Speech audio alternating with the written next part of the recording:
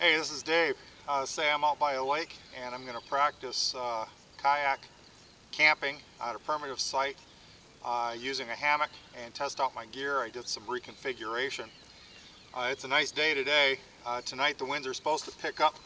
It's supposed to be well over 20 miles an hour, and in the morning they'll be gusting up to 35, so I will not be spending the night. But what you can tell already of a difference from canoe camping is everything has to be individually packed so that it'll fit inside the hatches, and then I elected to dry bag everything. My hatches are dry 99%, but I want to keep all my gear as dry as possible. So I'm going to go ahead and pack it up. I got a rain gear right here. I've got 2 wool blankets.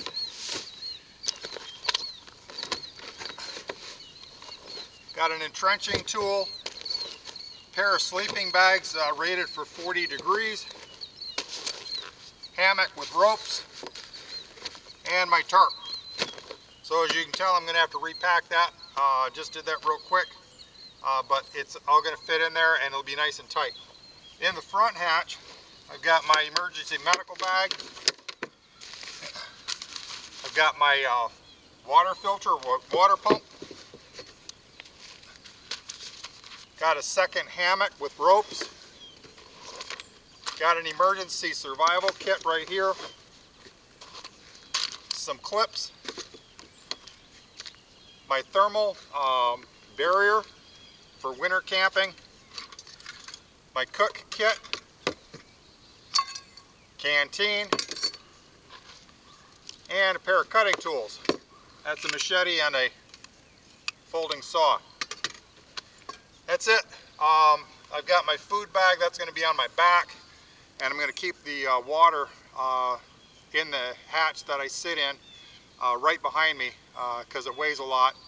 It's only 2 bottles of water, but you want to keep as much weight as low as possible right next to you.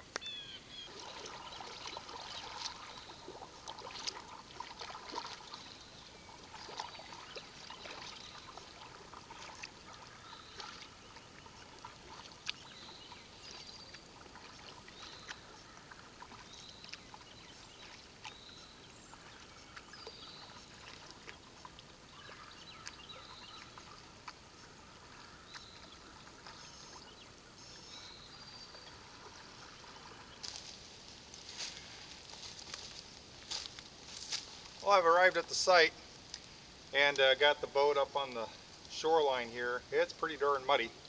I think I might drag it up a little bit so it's on the leaves, a little bit drier, and then go ahead and offload.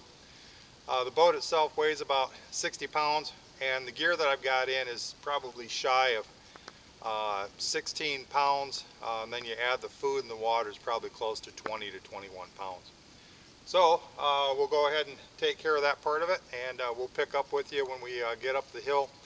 Looks like we're only going up about 80-90 feet. And then there's a couple of trees that I've already got picked out, and we'll go ahead and set up our gear and show you that on film also. So as you can hear, we're out in nature. A trick that I did or used for bringing the gear up, because it's all loosely packed, I brought a couple of reusable grocery bags and just was able to put all the small items in and bring those up. And then anything with a strap you can throw across your shoulder. And then these provide real nice carry handles. I believe they're outdoor product, and I got them at Walmart. So my hammock is hung up and I've tested it. It's about 8 to 10 inches off the ground here. The head is up just a little bit higher than the foot, and but that's how I prefer it. So this part's all set, and if you want to know how I set it up for winter camping, just check out my other video and you'll see all the pieces, parts that go in it. So what I'm going to do now is I'm going to set up the tarp, and I'll do a double ridge line and I'll canter it. Directionally, that is south, and toward the camera is west, so I'm going to have the greatest angle in that direction in the event of poor weather or high winds. It keeps the largest angle, and that'll shield me the best. And this side over here will be more vertical, and if I want, I can actually raise that side up and enjoy the view of the lake. So I've got the ridge line hung up, and this was the first side that I did, and I pulled it as tight as I could. So you can see it's got some play. And then this next one is, probably 18 inches lower than it. It's on the other side of the tree, and it's got a lot more play in it. And the purpose of that is I'm going to run a spreader stick from this ridge line to this ridge line to open up the bottom end where my feet are going to be, and that's the open end. That'll be the entry part. And then on this end, the material is going to be only about 10 or 12 inches apart, and so I can close it with clips much more easily. This end here I hope to have open about 4 feet. So I have a spreader stick here, and this one may not be long enough, but it's a start. And looking at this, I've got a couple of options. I can keep it with this spreader stick, or I can swap it out. See, I've got a little, so I put a notch in the spreader stick so that it'll hold on the rope on both ends. There we go. And I've got a couple of options. I can either get a longer spreader stick, or I can tie a rope to this one and bring it up. So we'll take a look at when we get to that part. Wanted to show you also, this is my tarp. It weighs about 3.5 pounds, so you can see that it's pulled this ridge line down, but this one will also react once I get material across it too. But above the hammock, when the hammock is stationary, it's about 2 feet, and then when I'm in the hammock, you'll see that that distance is about 3 feet, 3.5 feet. So plenty of headroom when you're in the hammock, and you won't feel crowded. That's the nice feature about this. So the concept of the spreader stick is sound. However, the execution is not sufficient. American ingenuity back at work again. If I take a stick with a crick in it and I put it right up here, I can raise that up as high as I want and achieve the results I want.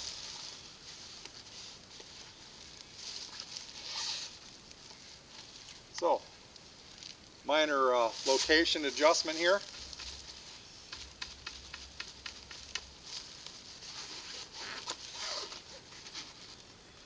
And there we have it. So that's going to work. Let me show you the inside of this. It is very spacious. I'm going to go ahead and space it out here. 2 feet, 3, 4, 5, 6, and 3 more. I got 9 feet across. As you can see, I'm standing completely vertical in it. I'm 5'10", and wow, this is incredible. So here we have it. My head's just touching the ceiling here, and I'm 5'10". So hammock is here. I've got 9 feet across. I got 10 feet long. Plenty of room here. Slip down into the hammock. I've got a built-in ridge line right here sewn in so I can hang items here. I can run another ridge line if I want to hang lights, or maybe even a snack food item, although that's not a good thing to do at night because you might invite a critter in here. But yeah, this is premium. I may decide how I want to close the ends off, but for now, this is a fair weather campsite right now. Very, very happy with this configuration. In cold weather, what I could do is bring this corner back down a lot closer and use some clips to connect these together and close this end off and just leave one end open, or I can bring another piece of material in and I can hang that down too, bring that part in a little bit closer too. So again, it gives plenty of configuration options to a person depending on what the weather is.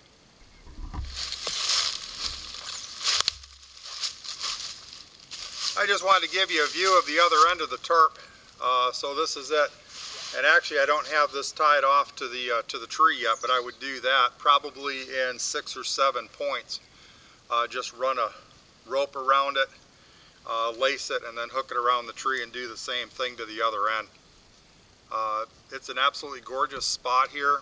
Love this configuration. It looks like it's going to work. So very pleased with it. So here's a view of the outside. This is the storm side end. So the direction toward the camera is southwest. Actually it's south. So if a storm comes in, it's going to come in probably from this side, so I wanted to have the greatest angle here. Just using these pegs that I got from Walmart. They're 70 cents a piece is what I got them for. They go in the ground and out really easy. They clean up great. Really pleased with them. And they seem pretty darn strong based on their configuration of a star shape. This is the fire pit that Keith and I put together back last year, late in the fall. I think it was October, November. And so we've adjusted it a little bit, added a few rocks here and there. And today I went ahead and dug it out a little bit and leveled it out because the logs were rolling downhill. And so that'll make it a little bit easier to maintain the fire and control it. We were hoping to find a table and bring one back from home, and I was fortunate enough to find this rock and pulled it up out of the ground and rolled it over here. It's pretty darn heavy, but it's a real nice flat surface area, so that we'll have a prep area, and actually works pretty good for a seat too. So staying as primitive as we can, using the resources that we have immediately available.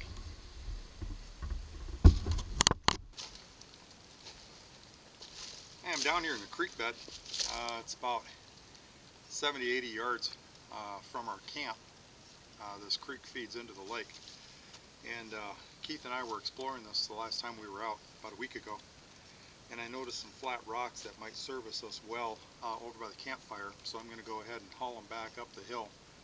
I got to tell you, man, it's a pretty substantial hill, but just take one at a time, and you know, no hurry getting up or down, because you don't want to be twisting an ankle or anything like that. So here's the first one that I found, and up we go.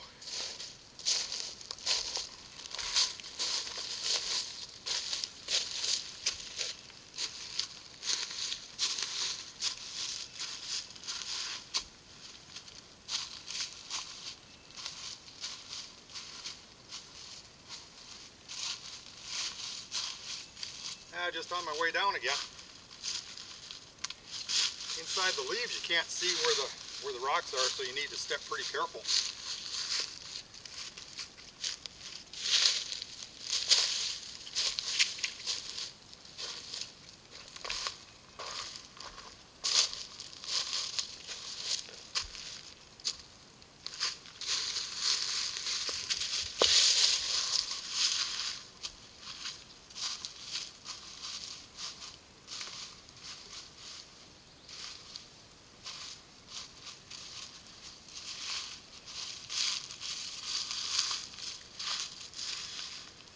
I think the first time down is easier than the last.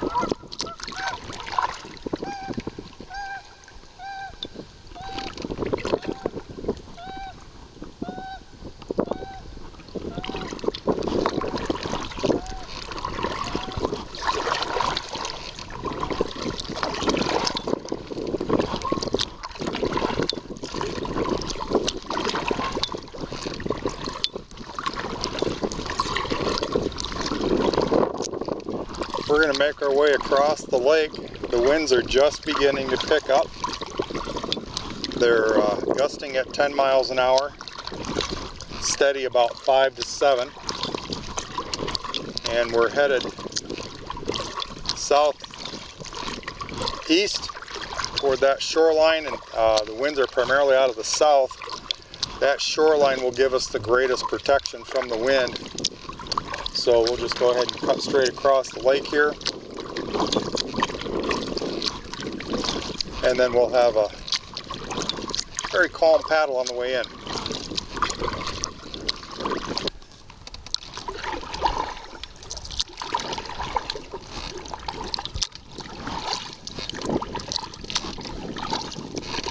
Now we're nearing the eastern shore. Winds are still blowing out across the lake, but as you can see on this side, it's very calm. So we're just going to take advantage of that natural effect and play the wind to our advantage.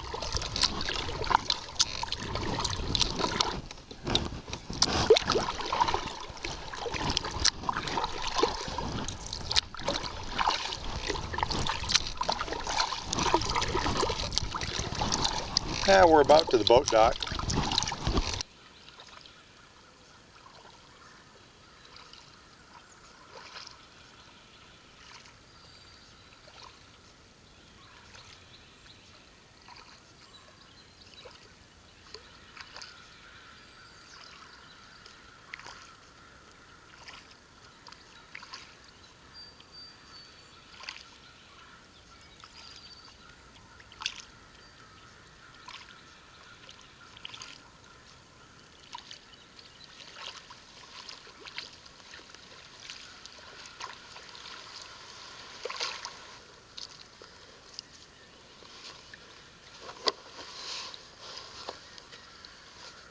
So that was a great trip.